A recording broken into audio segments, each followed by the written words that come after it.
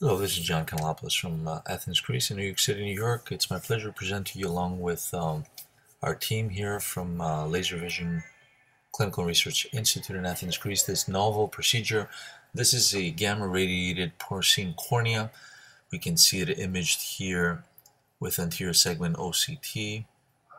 We're getting thickness parameters and surface parameters. We will try and generate a ring-like part of this cornea with a barren trephine.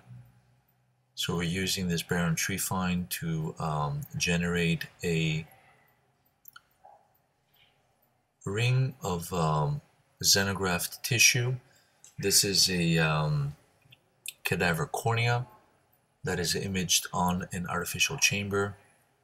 We can see some cross sections of this cornea with a little bit of edema, and what we'll do is we'll use the ring generated from the trephination of the xenograft to be placed in this cornea along with cornea cross-linking in a fashion simulated an intracorneal ring segment.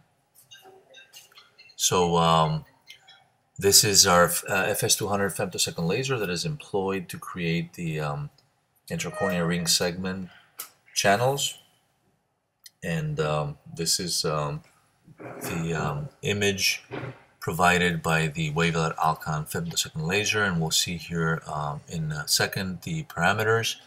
Outer diameter 8 millimeters, inner diameter 5.5. We're going to 500 microns depth, and the platform length, width, etc. So this is the femtosecond laser in action, creating the circular channel in which the intracorneal ring segment will be placed, and then followed by cornea cross-linking in order to enhance the stability of this theoretical model of a ectatic cornea.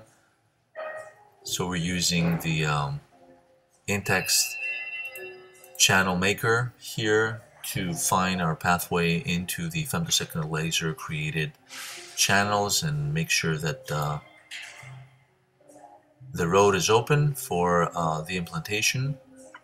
We're dissecting the rings, which, as I mentioned, are xenograft tissue, gamma-radiated porcine cornea, and we'll create two intracorneal ring segments from cornea stroma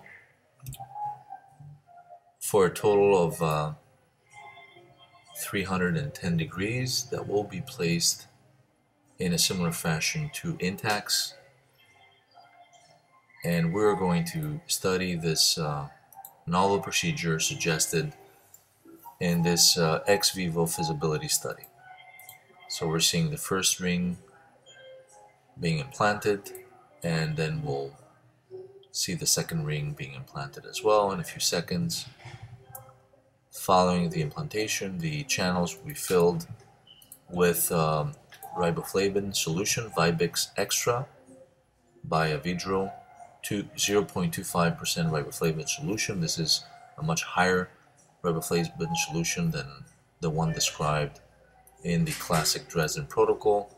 Our two xenograft intracorneal ring segments are in place. We're going to visualize them with our operating room slit lamp, and this is the Vibix Extra solution being placed in the channels, and following that, higher fluence cornea cross-linking will take place in this ex vivo model, and this is the very significant flattening achieved in this ex vivo model. We'll soon see here the differences. We're able to obtain very significant flattening, the pre, the post, and the difference, and thus proving the feasibility and efficacy of this ex vivo xenograft implantation. These are more images obtained with the anterior segment OCT by OptiView. And again, the intact-like implantation of these intracorneal ring segments are now made out of cornea stroma and not PMMA. So we're willing to study this novel technique further, apply for the possibility of clinical trials.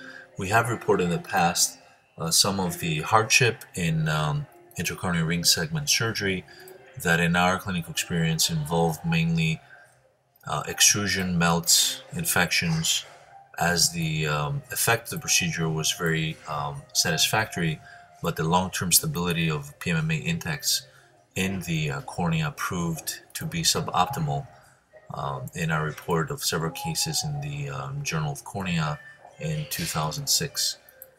And we're closing this novel procedure of xenograft intracorneal ring segments, an ex-vivo model combined with high-fluence cross-linking. This is John Kanellopoulos signing out from Athens, Greece, and I thank you very much for your attention.